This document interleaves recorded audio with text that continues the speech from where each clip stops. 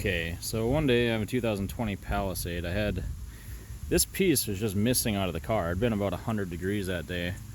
I found it just laying on the ground on the driveway.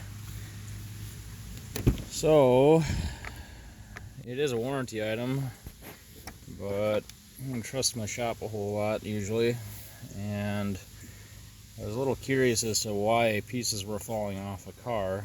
So on these Palisades, and most other cars have tweeters up front, they if you just you gently pull out here, they'll just pop.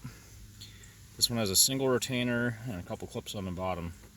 Just pull it out of the way. What they had not done was, the only thing that was holding this in was that little clip, and when it got hot it just fell out. There are screws that should have been put in. They had the little white retainers that the screws go into, but they just didn't bother to put them in.